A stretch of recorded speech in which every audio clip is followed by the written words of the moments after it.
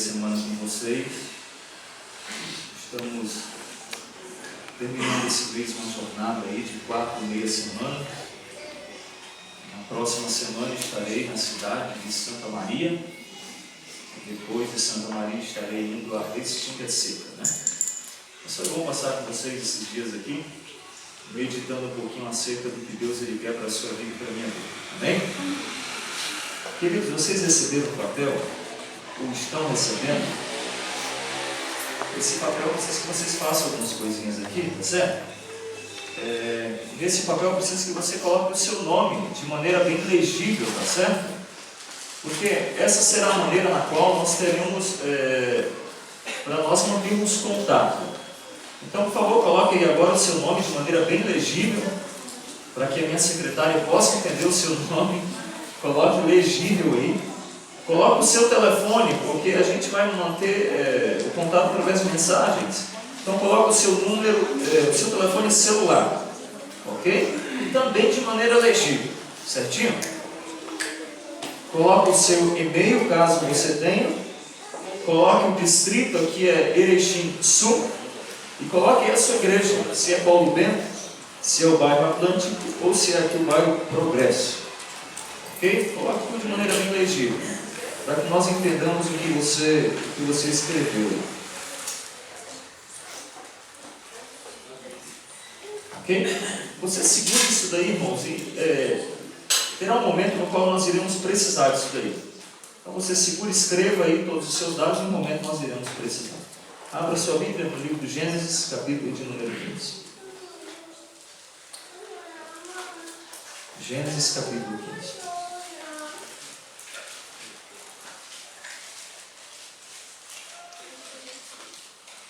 Gostaria de parabenizar o papai e a mamãe dessa moça que cantou aqui na frente, porque meus queridos pais dessa igreja querem ter os seus filhos na igreja. Sim. Faça-os trabalhar pela igreja. Você certamente não terá infelicidade de vê-los fora. Se você tiver essa infelicidade, você colocará a sua cabeça no travesseiro e dormirá em paz, porque você fez a sua parte. Amém? Amém. Gênesis capítulo 15, verso 1 em diante. Feche os teus olhos. Vamos orar, nosso Deus.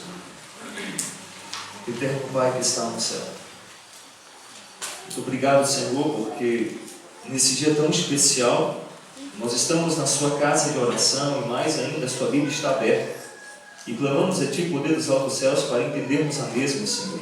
Mas não somente, assim como o Tiago nos ensinou, ensina-nos a colocarmos em prática ao longo de toda a nossa existência. Perdoa os nossos pecados, oramos e clamamos em nome de Jesus Cristo. Amém. Pastor, tem uma palestra ali no sermão, que está aqui no PowerPoint, o título é Aliança de Fé.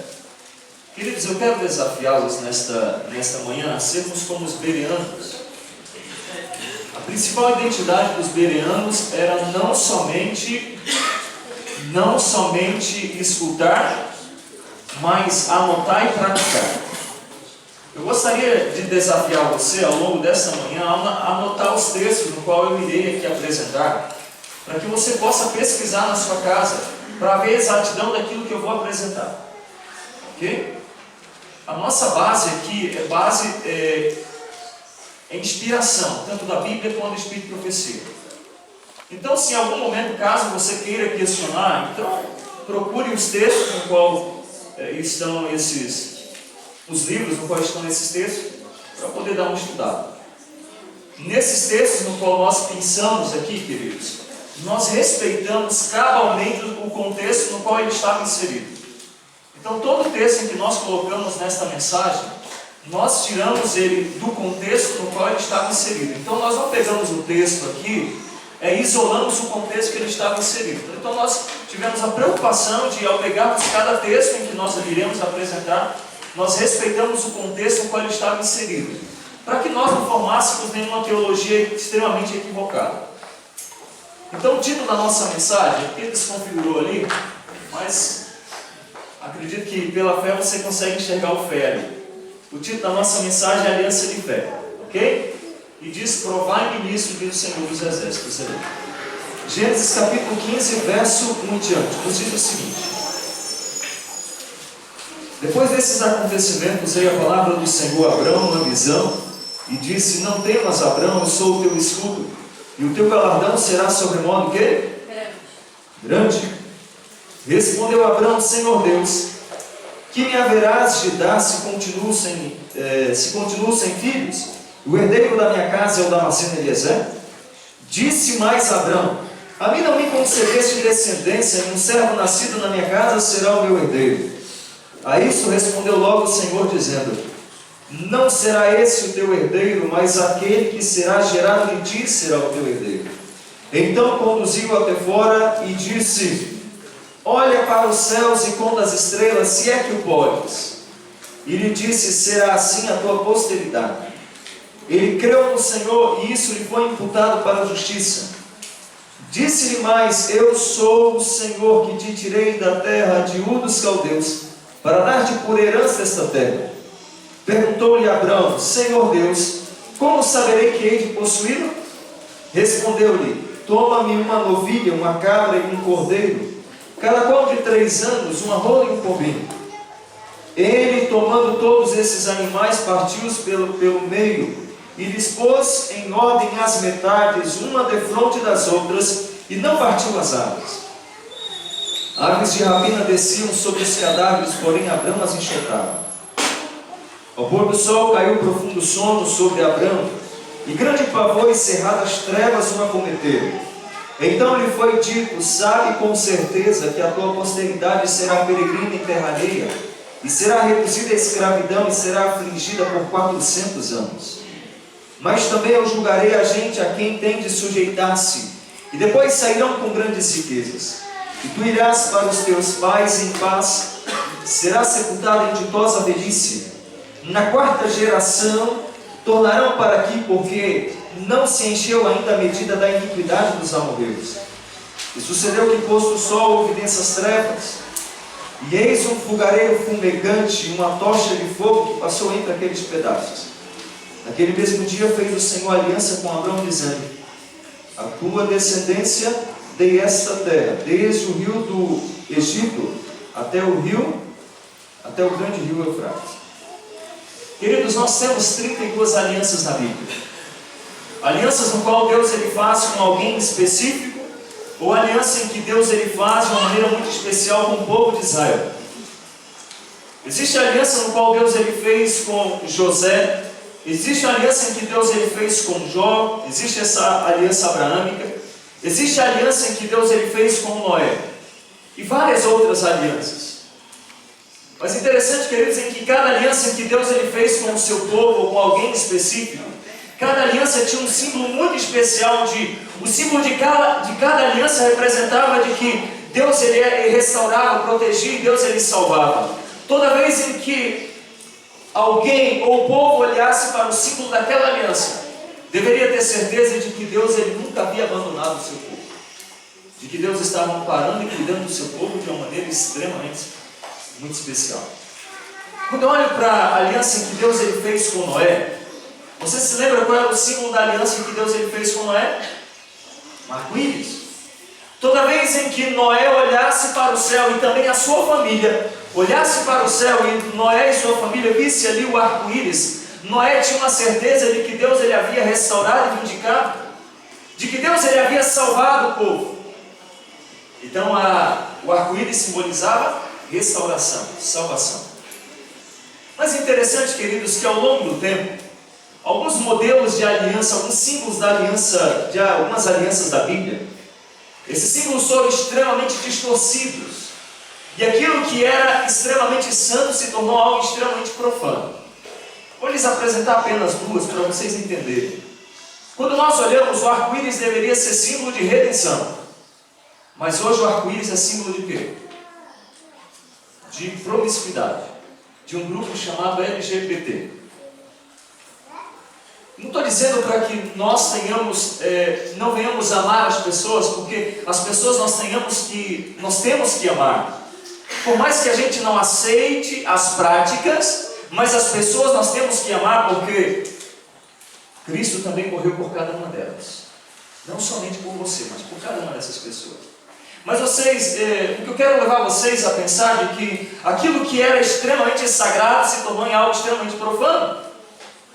Aquilo que deveria ser um símbolo de redenção se tornou um símbolo de promiscuidade. E, querido, Satanás, ao longo do tempo, ele pegou alguns símbolos de algumas alianças, algo extremamente santo, e transformou em algo extremamente profano. Já já eu vou apresentar um outro símbolo, para que vocês entendam melhor. Mas, queridos, Deus, ele fez Abrão, ele tinha um grande sonho. E o sonho de Abrão era ter um filho. Porque na antiguidade, uma mulher, no caso de Sara, uma mulher que não tinha filhos, as pessoas olhavam para elas como uma mulher amaldiçoada, porque somente as pessoas que tinham filhos, e muitos filhos, eram abençoados.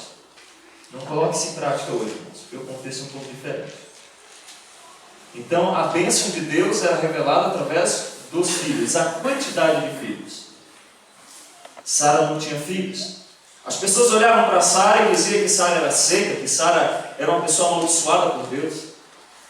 Então, Deus, ele prometeu a Abrão algo tremendo. Deus, ele prometeu que de Abrão sairia uma grande nação. Mas Abrão, ele questiona o Senhor, dizendo: Senhor, como de mim sairá uma grande nação se o herdeiro da minha casa é o Damasceno Eliezer? Como de mim sairá uma grande nação, porque o herdeiro da minha casa é um servo, não é filho? O Senhor disse: não, Abraão, a nação sairá de ti, não do Damasceno Eliezer. Deus, ele levou Abraão para fora, era noite. Deus, ele pediu que Abraão olhasse para o céu, e olhando para o céu, Deus, ele disse: Abraão, olha para o céu e faça o quê? Conte as estrelas, se é que podes.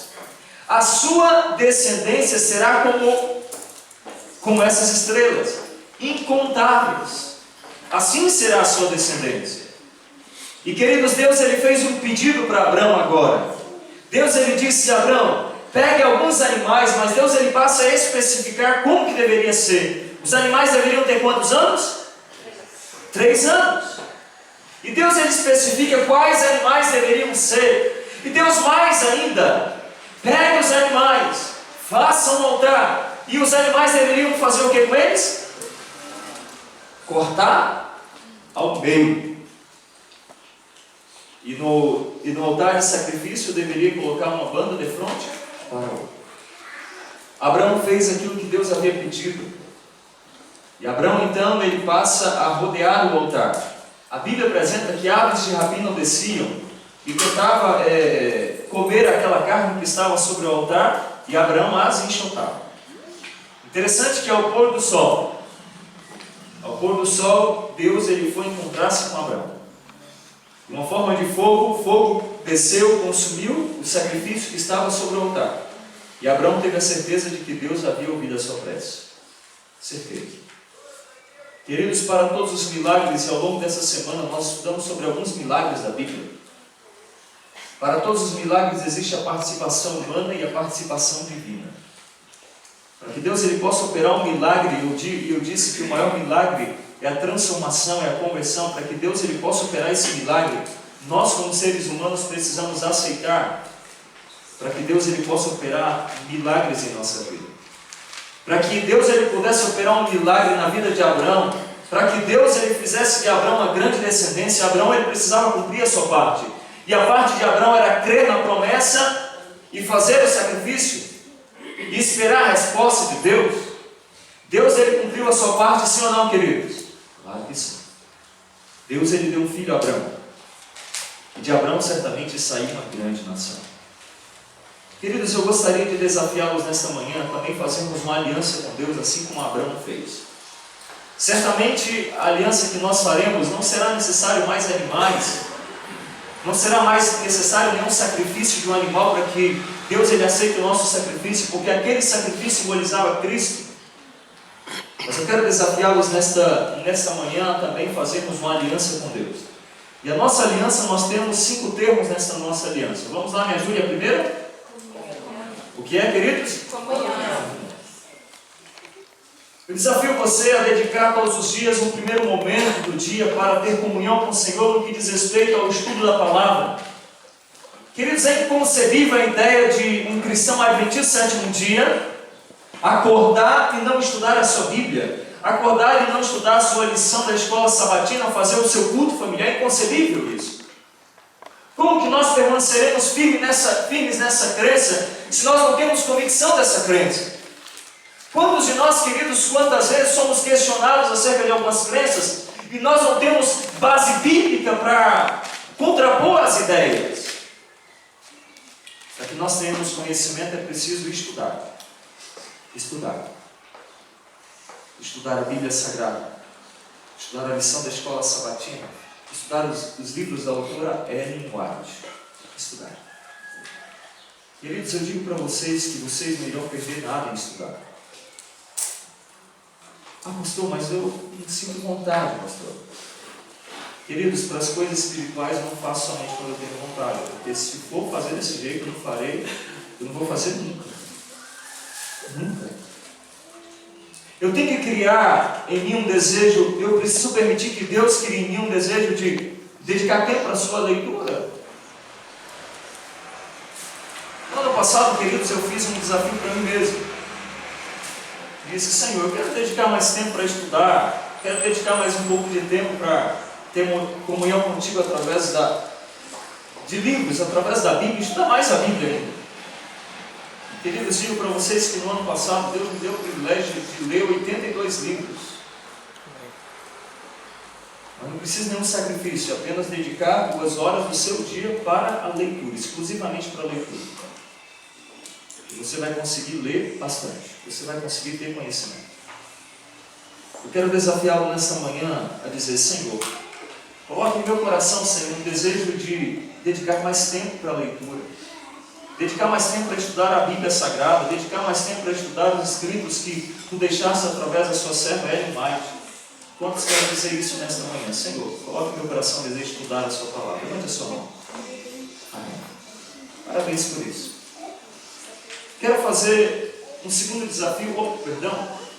Qual é o nosso segundo termo da aliança ali? Me ajudem? Oração. E queridos, vocês estão vendo esses saquetéis aqui na frente? Estes saquetéis, eles são diferentes dos saquetéis apresentados no livro de Ageu. Porque o saquetel apresentado no livro de Ageu é um saquetel furado. Esse aqui é um saquetel muito bem costurado. Dentro desses saquetéis nós temos aqui um tapete para que nós venhamos trabalhar a questão da oração. Queridos, nós precisamos ser homens e mulheres de oração. E para que a gente possa aguçar em você a necessidade de dedicar tempo para a oração, nós precisávamos de algo. E nós pensamos em algo que poderia fazê-lo lembrar da necessidade da oração. E a nossa lembrança foi esse tapete. Para que serve esse tapete? O objetivo é que você coloque esse tapete em um lugar extremamente visível da casa e de fácil trânsito.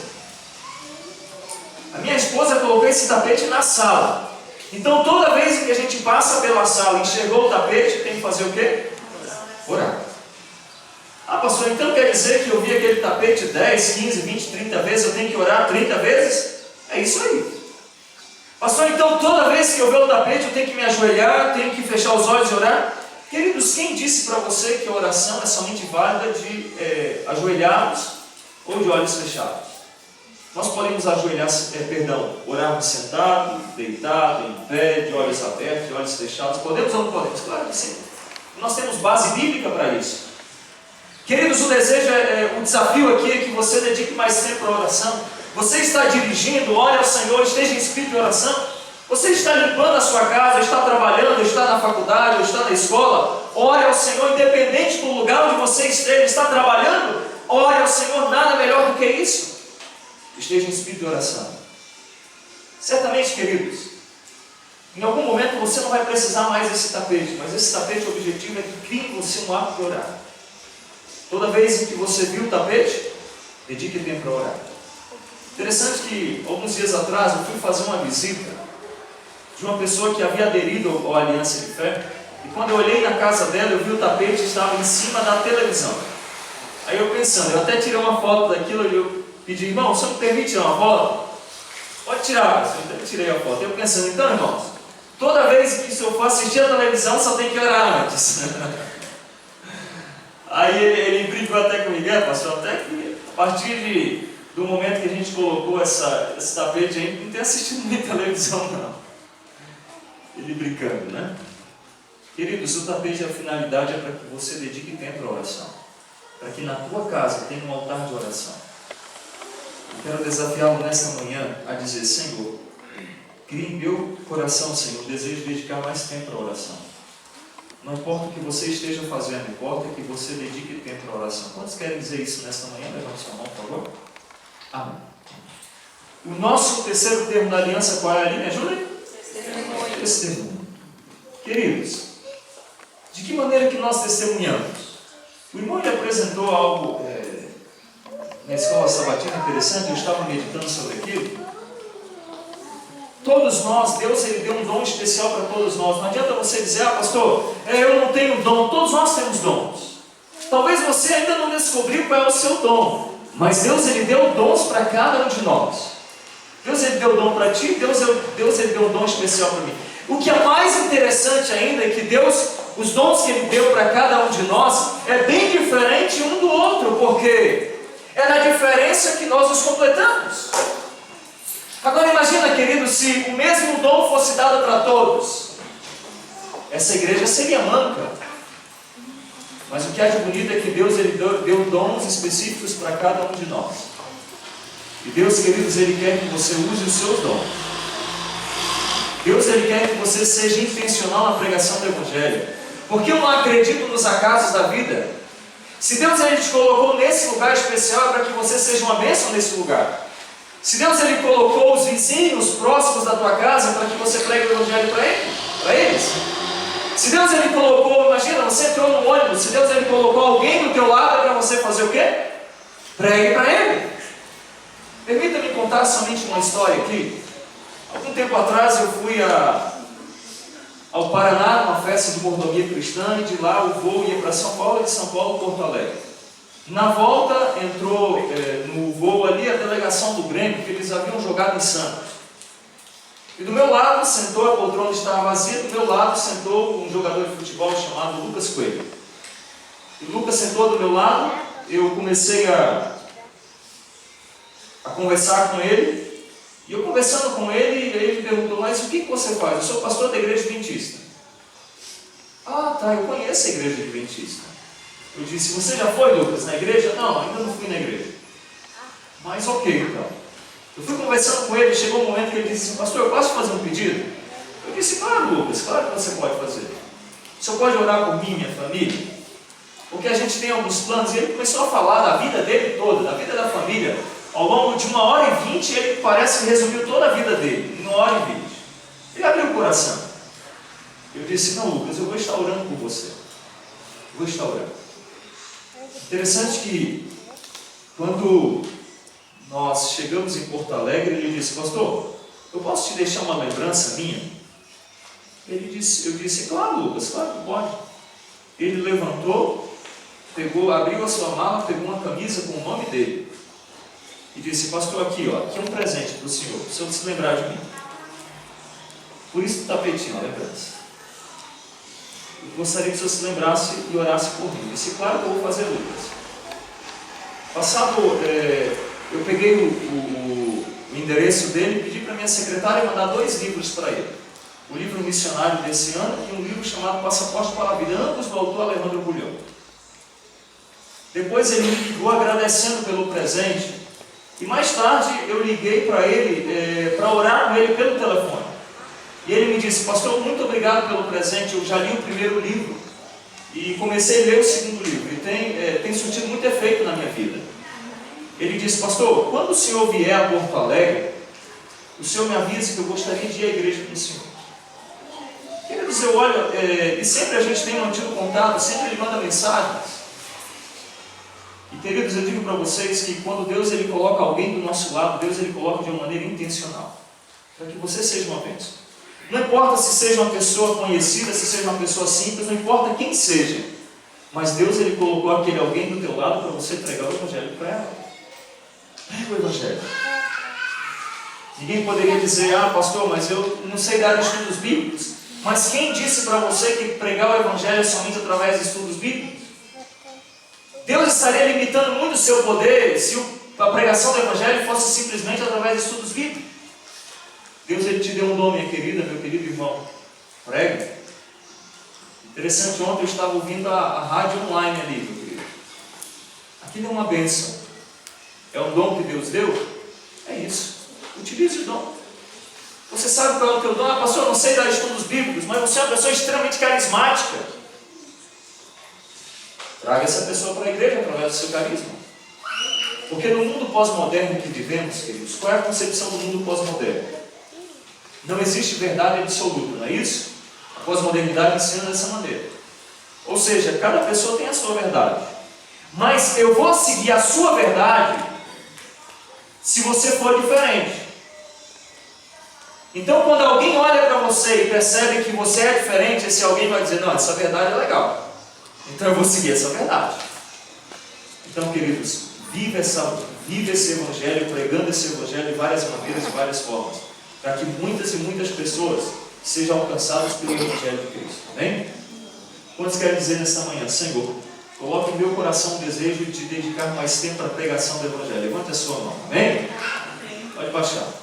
Por que eu peço para levantar a mão, queridos? Que diante de mim você é justificado pelas obras. Então, quando você levanta a sua mão, você está dizendo, eu aceito. Deus, Ele sabe que está no teu coração, mas diante de mim você é justificado por obras. Qual é o nosso quinto termo da aliança ali? Opa, perdão, fui de novo. Qual é o quinto termo da aliança? Não, de misericórdia. Eu que tenho problema na visão e vocês que estão enxergando errado. Qual é o quinto termo da aliança? Frequência à igreja. Queridos, existem 4 cultos regulares na igreja. Quais são os 4 cultos? Me ajudem. Qual é o primeiro culto? Não, o primeiro culto é domingo. É dia da semana. Qual é o segundo culto? Qual é o terceiro culto? Hã? E qual é o quarto culto? JAI, são os 4 cultos regulares da igreja, documentados pela igreja, sacramentados pela igreja. 4 cultos. Mas, queridos, alguns só vêm no sábado de manhã, são sabatistas, né? Só vêm no sábado, e quando vem, às vezes, só vem no culto, não vem na escola sabatina. Queridos, nós precisamos viver o que nós pregamos. Recentemente na semana passada, eu fiz uma meia semana na cidade de Panambi. E no sábado ali, em uma das noites, não no sábado, uma das noites, estava um casal que foi pela primeira vez na igreja. A primeira vez. Ninguém havia os convidado. Foi a TV Novo Tempo em que eles entraram lá, encontram uma igreja e foram para a igreja. Primeira vez. Um casal muito distinto. Mas o que eu achei interessante é que naquela semana a igreja estava cheia. Agora eu pensei assim, nossa, que impressão boa que eles tiveram, né? Agora imagina, uma pessoa ela vem da TV Novo Tempo, chega na igreja numa quarta, no domingo, olha para a igreja aquele gato pingado, né? E olha assim, mas como assim? Essa igreja ela prega a verdade? Essa igreja ela tem a verdade e o povo não vem para a igreja? Mas que coisa estranha. Queridos, se você não está estudando, se você não está trabalhando no horário do culto, na quarta e no domingo, você tem que estar onde? Na igreja. Ah, pastor, mas estou cansado. Se você estiver cansado, você tem que trabalhar do mesmo jeito. Agora, por que diante dos homens nós somos fiéis e diante de Deus nós não somos? Qual o juízo é mais pesado aí, queridos? Qual o juízo que requer salvação nisso aí? Mas diante dos homens nós somos fiéis. Agora, diante de Deus, não. Diante de Deus, a gente tem uma imagem muito... Para com Deus, a gente tem uma imagem de uma graça barata. Ou seja, eu faço tudo e Deus vai me salvar. Por favor, irmãos, não é bem assim que as coisas funcionam. O mesmo Deus que é um Deus de graça, é um Deus de justiça. Nunca se esqueça disso. Nunca se esqueça disso.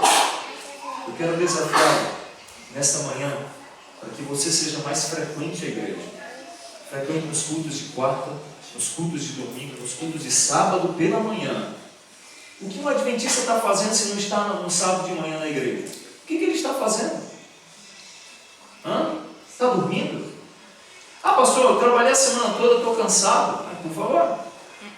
Trabalhar você vai, não vai mesmo cansado, mesmo doente, às vezes, não é assim? Mas vai trabalhar. Porque se você não for, você receberá algumas sanções no final do mês. Agora com Deus não, as coisas são extremamente banalizadas. Eu não vou um dia, não vou no outro, não vou no outro. Por favor, queridos. Eu quero desafiá-los nesta manhã e dizer, Senhor, coloque em meu coração, Senhor, um desejo de ser mais frequente aos cultos da igreja. Quantos querem dizer isso? Levante a sua mão. Amém?